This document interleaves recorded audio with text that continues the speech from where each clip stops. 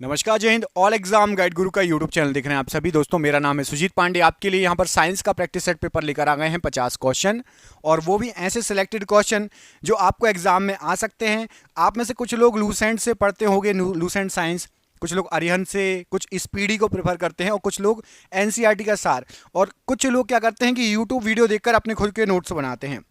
तो आप सभी कहीं से भी पढ़ते हो, 20 नंबर या 20 क्वेश्चन आप इस वीडियो के सही करके दिखाइए। 50 में से 20 क्वेश्चन, ठीक है। करते हैं वीडियो को स्टार्ट। पहला क्वेश्चन देखिए, पॉलीकॉट निम्नलिखित में से किसका मिश्रण है? पॉलीकॉट की बात हो रही है।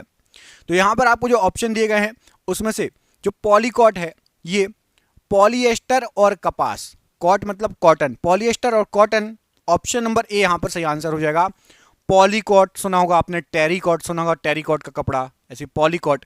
तो पॉलिएस्टर तथा कपास का मिश्रण होता है पॉलीकॉट, ऑप्शन नंबर ए। निम्नलिखित में से कौन सा अक्षय प्राकृतिक संसाधन है? एक अक्षय प्राकृतिक संसाधन वायु जो है, आपके नंबर ऑप्शन नंबर ए पर लिखा हुआ है वायु। ये अक्षय प्राकृतिक संसाधन है। बाकी खनिज भी खत्म हो सकते हैं, वन यदि आप काट दो जंगलों को, चाहे कोयला आप पूरा यूज कर लो जला के निकाल के, है ना। वायु एक अक्षय प्राकृतिक साधन है, ऑप्शन नंबर ए। निम्नलिखित में से किसकी इलेक्ट्रॉन बंधुता सबसे कम है? आवर्त सारणी के बहुत सारे क्वेश्चन आते हैं एग्जाम में, इसमें भी बहुत सारे क्वेश्चन आपके 2-4 आवर्त सारणी के भी रहेंगे। तो इलेक्ट्रॉन बंधुता यहां पर fluorine, chlorine, bromine, organ. Organ का जो है इलेक्ट्रॉन बंधुता सबसे कम है, ऑप्शन नंबर डी यहां पर ऑर्गन राइट आंसर हो जाएगा। क्वेश्चन हटके हैं, मजा आएगा पढ़ के, एक एक क्वेश्चन बहुत शानदार है। अम्ल के विषय में निम्नलिखित में से कौन सा कथन सही है? अम्ल, एसिड। एसिड जो है, अम्ल जो है, वो लाल लिटमस पेपर को नीला कर देते हैं, या नीले लिटमस पेपर को लाल कर देते हैं, या उनका पीएच मान 7 से कम होता है। तो अम्ल के बारे में जो आपको 3 लाइन दी है उसमें से आपके एक तो दूसरा सही है कि अम्ल नीले लिटमस पेपर को लाल कर देता है, और तीसरा सही है कि अम्ल का जो पीएच मान होता है 7 से कम। 7 होता है उदासीन, 7 से कम अम्ल, और 7 से ऊपर क्षार। तो अम्ल नीले लिटमस पेपर को लाल कर देगा और पीएच मान 7 से कम होगा। दोनों ये सही हैं, ऑप्शन नंबर बी सही आंसर हो जाएगा, केवल 2 और 3। अगला क्वेश्चन, सोडियम कार्बोनेट का दूसरा नाम क्या है? सोडियम कार्बोनेट को और क्या कहा जाता है? खाने का सोडा, धोने का सोडा, बेकिंग पाउडर। तो यहां पर राइट आंसर हो जाएगा धोने का सोडा। सोडियम कार्बोनेट को धोने का सोडा कहा जाता है, ऑप्शन नंबर बी धोने का सोडा राइट आंसर हो जाएगा। पदार्थ के परमाणु सिद्धांत, ये किसने प्रतिपादित किया था? पदार्थ का परमाणु सिद्धांत। तो यहां पर आपको कुछ साइंटिस्ट के नाम दिए हैं, उसमें से डाल्टन ने पदार्थ का परमाणु सिद्धांत प्रतिपादित किया था, option number B Dalton right answer हो जाएगा पदार्थ के परमाणु सिद्धांत के लिए। निम्नलिखित में से कौन सा कथन सही है?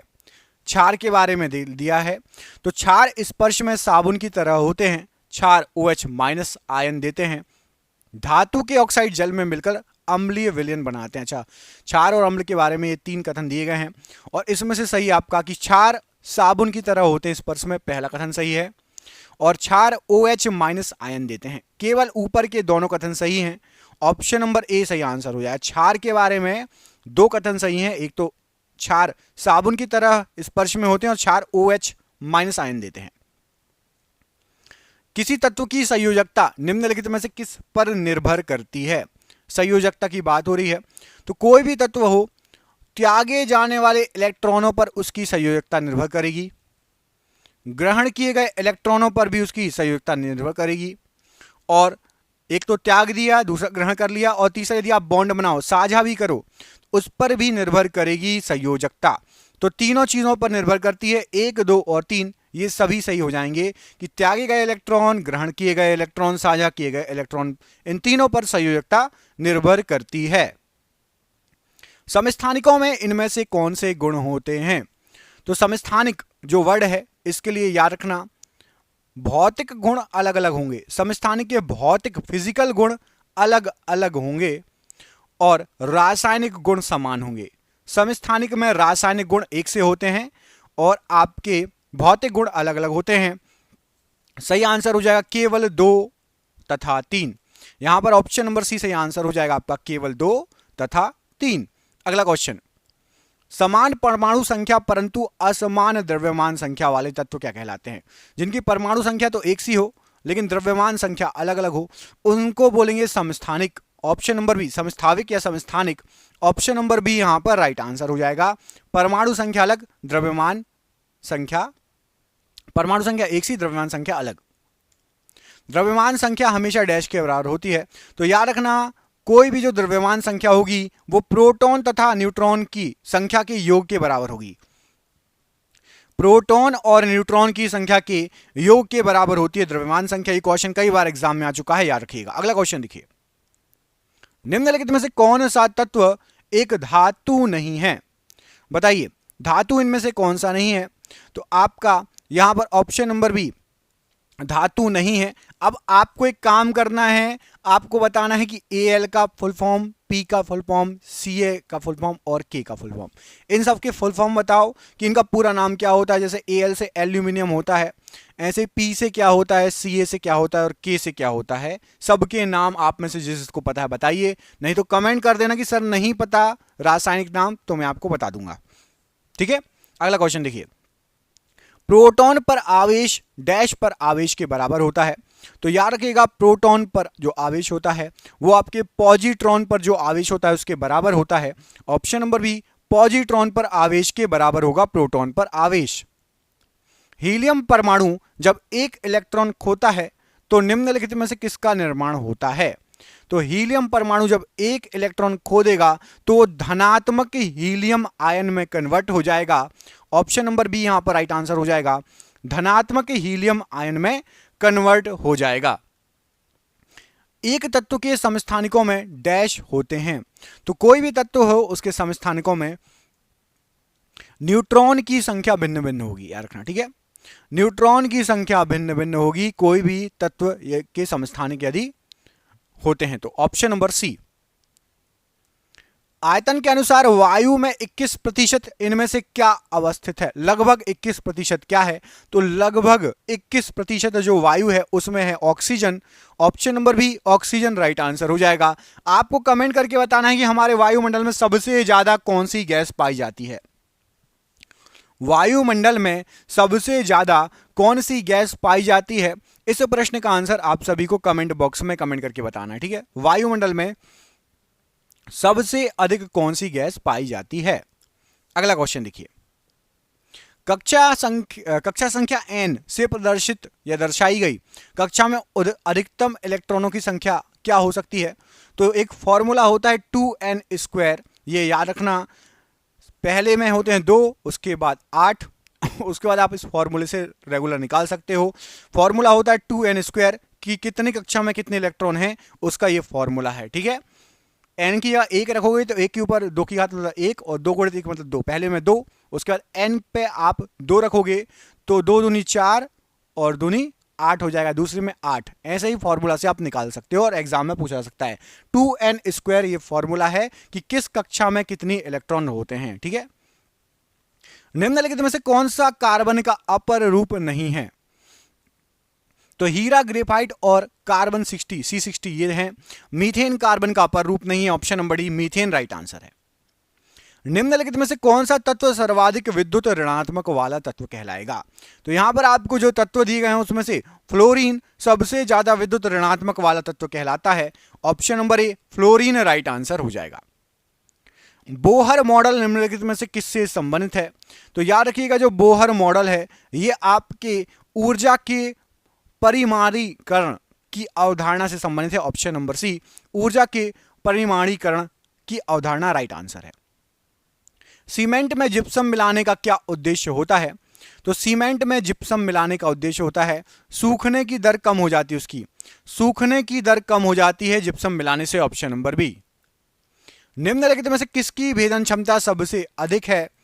तो याद रखिएगा, सबसे अधिक जो भेदन क्षमता है गामा विकिरण की है। ऑप्शन नंबर सी गामा विकिरण की सबसे अधिक भेदन क्षमता है।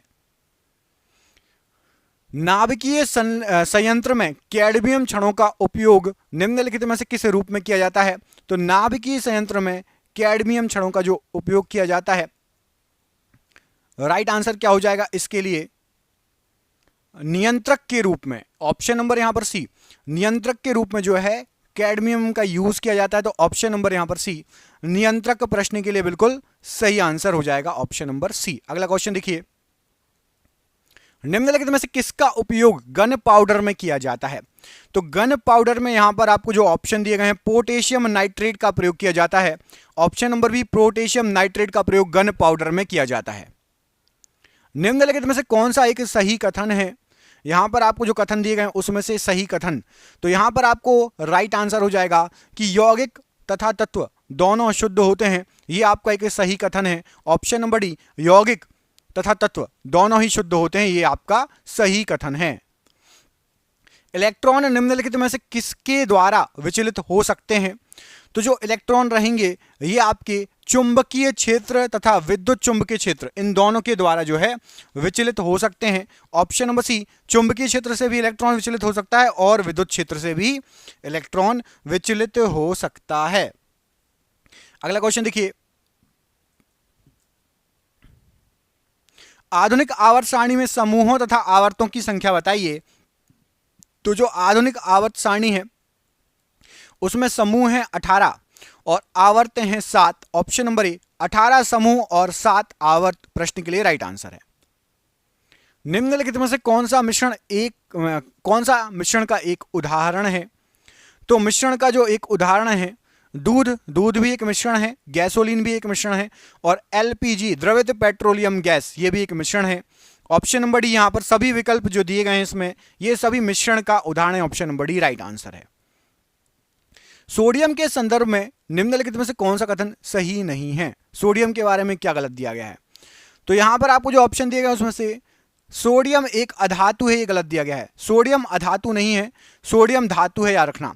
सोडियम धातु है और सोडियम को किसके तेल में रखा जाता है सुरक्षित रखने के लिए? कमेंट करके बताइए। सोडियम को किस में रखा जाता है, पेट्रोल में या मिट्टी के तेल में? कमेंट करके बताइएगा। सोडियम धातु को किसके अंदर रखा जाता है, पेट्रोलियम में या मिट्टी के तेल में? कमेंट बॉक्स में कमेंट करके बताना है। सामान्यतः धातुएं कैसी होती हैं? सामान्यतः धातुएं कैसी होती हैं? तो याद रखना, धातुएं आघात वर्धनीय होती हैं, मतलब आप इसको पीट पीट के बहुत पतला कर सकते हो और जब पीट पीट के पतला कर सकते हो तो ये तन्य भी होंगी, मतलब तन भी जाएंगी, खिंच जाएंगी आसानी से। तो 1 और 2 सही है। ऊष्मा की कुचालक नहीं होती, ऊष्मा की सुचालक होती हैं। तो तीसरा गलत दिया गया है। यहां पर पहला और दूसरा केवल सही है धातुओं के बारे में। Option number A right answer हो जाएगा, 1 और 2। डाल्टन के परमाणु सिद्धांत के अनुसार पदार्थ का सूक्ष्मतम अविभाज्य कण क्या कहलाता है? तो याद रखिएगा, पदार्थ का सूक्ष्मतम अविभाज्य कण परमाणु कहलाता है। डाल्टन का यह परमाणु सिद्धांत है, उसके अनुसार परमाणु सबसे छोटा और अविभाज्यतम कण है। Option number B. निम्नलिखित में से किसको पीटकर पतली चादर में परिवर्तित किया जा सकता है? तो यहां पर आपको जो ऑप्शन दिए गए हैं उसमें से जस्ता को आप पीटकर एक पतली चादर, बिल्कुल पतली परत बना सकते हैं। ऑप्शन नंबर ए यहां पर राइट आंसर हो जाएगा, जस्ता राइट आंसर है। निम्नलिखित में से किस में नायलॉन का उपयोग किया जाता है? तो जो नायलॉन है, नायलॉन स्लीपिंग बैग में भी यूज होता है, पैरासूट में भी यूज होता है और दांत साफ करने के ब्रश में भी यूज होता है। तो सभी विकल्प सही हैं। ऑप्शन नंबर डी, सभी विकल्प सही हैं नायलॉन के यूज के लिए। निम्नलिखित में से कौन सा एक न्यूक्लियॉन नहीं है? न्यूक्लियॉन नहीं है, प्रोटॉन, इलेक्ट्रॉन, न्यूट्रॉन या? तो यहां पर आपको बता दें, इलेक्ट्रॉन जो है एक न्यूक्लियॉन नहीं है। ये न्यूक्लियर के बाहर चक्कर लगाता है और प्रोटॉन और न्यूट्रॉन अंदर होते हैं। ठीक है, तो option number B, electron nucleon नहीं है। Option number B. Baking soda का प्रयोग किस में होता है? तो बेकिंग सोडा का प्रयोग बेकिंग पाउडर बनाने में होता है, पहला नंबर सही है। सोडा अम्ल अग्निशमन बनाने में होता है, फायर एक्सटिंग्विशर बनाने में होता है और पेट में अम्ल की अधिकता को उदासीन करने में भी होता है। ऑप्शन नंबर डी, उपरोक्त सभी विकल्प यहां पर राइट आंसर हो जाएंगे बेकिंग सोडा के लिए। निम्नलिखित में से कौन सा थर्मोप्लास्टिक का उदाहरण है? थर्मोप्लास्टिक का उदाहरण, तो थर्मोप्लास्टिक का आपका जो उदाहरण है वो है आपका पीवीसी, पॉलीविनाइल क्लोराइड, थर्मोप्लास्टिक का उदाहरण है। ऑप्शन नंबर सी यहां पर राइट आंसर है।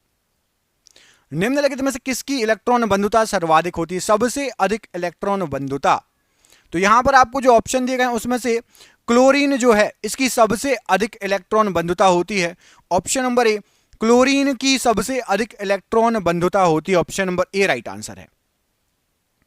परमाणु त्रिज्या को सामान्यतः किस इकाई में मापा जाता है? परमाणु त्रिज्या, तो याद रखिएगा परमाणु त्रिज्या को एंगस्ट्रम में मापते हैं। ऑप्शन नंबर सी, एंगस्ट्रम में मापते हैं परमाणु त्रिज्या को। Option number C right answer है।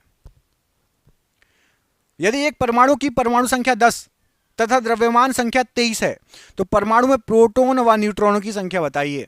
तो याद रखना जितनी आपकी द्रव्यमान संख्या उतने हो जाएंगे आपके प्रोटॉन, और न्यूट्रॉन क्या करो आप, जितने आपकी परमाणु संख्या वो हो जाएगी आपकी प्रोटॉनों की संख्या। तो परमाणु संख्या है 10 तो प्रोटॉनों की संख्या 10। अब आपको निकालना न्यूट्रॉन, तो याद रखना न्यूट्रॉन निकालने के लिए द्रव्यमान में से घटा दो परमाणु संख्या को, तो 23 में से 10 गए बचे 13। ऑप्शन नंबर डी सही आंसर हो जाएगा। प्रोटॉन हो जाएंगे 10 और न्यूट्रॉन हो जाएंगे 13। क्लियर हुआ? जितनी परमाणु संख्या उतने प्रोटॉन, परमाणु संख्या बराबर प्रोटॉन। क्लियर? परमाणु संख्या बराबर प्रोटॉन, और न्यूट्रॉन निकालने हैं तो द्रव्यमान संख्या में से परमाणु संख्या को घटा दो। खाना बनाते समय यदि बर्तन की तली बाहर से काली हो रही है तो इसका अर्थ क्या है? यदि गैस पे आपने खाना बना रहे हो और जो बर्तन की तली है वो बाहर से काली हो रही है, इसका मतलब होता है कि ईंधन पूरी तरीके से जल नहीं रहा, कचरा है, गैस सिलेंडर या फिर आपके बर्नर में कचरा फंसा है, ईंधन पूरी तरीके से जल नहीं रहा, इसलिए तली काली हो जाती है। Option number B.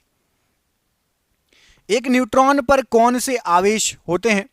तो जो न्यूट्रॉन होता है याद रखिएगा उस पर कोई भी आवेश नहीं होता है।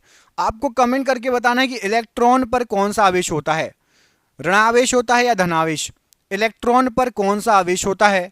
कमेंट बॉक्स में कमेंट करके बताना है। आप जो भी अभी तक वीडियो देख रहे हैं जरूर कमेंट करिएगा, और आपके लिए एक ऑफर दे रहा हूं। हमने 3000 साइंस के क्वेश्चन निकाले हैं, 3000 एमसीक्यू, प्लस आपको 1000 करीब वन लाइनर मिल जाएंगे। टोटल 4000 करीब क्वेश्चन मिल जाएंगे साइंस के, और ये पीडीएफ बना ली गई है, और ये पीडीएफ 99 रुपये में आपको साइंस की मिलेगी। जिसको भी ये पीडीएफ चाहिए, 4000 क्वेश्चन चाहिए आपको, बिल्कुल एग्जाम में बार बार पूछे जाने वाले क्वेश्चन, नीचे दिए गए नंबर पर संपर्क कर लेना।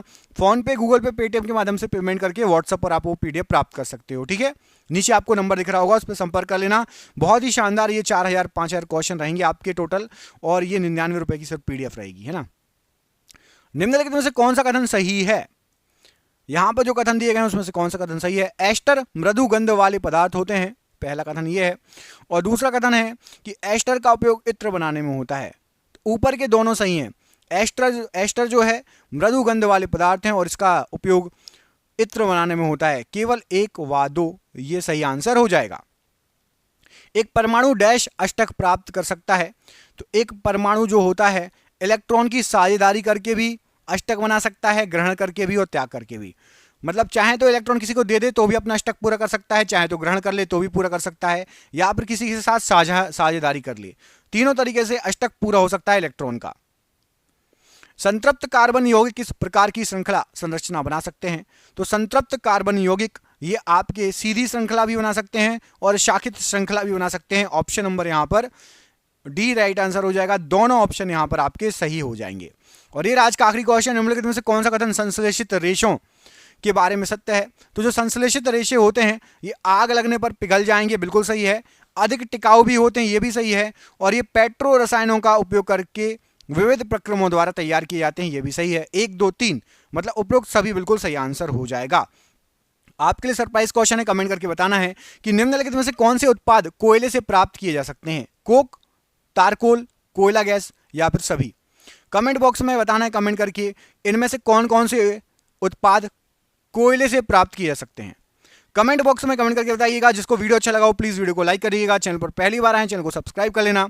हम मिलेंगे आपसे अगली वीडियो में। अपना ख्याल रखिए। आप सभी का बहुत बहुत धन्यवाद दोस्तों। जय हिंद, जय भारत।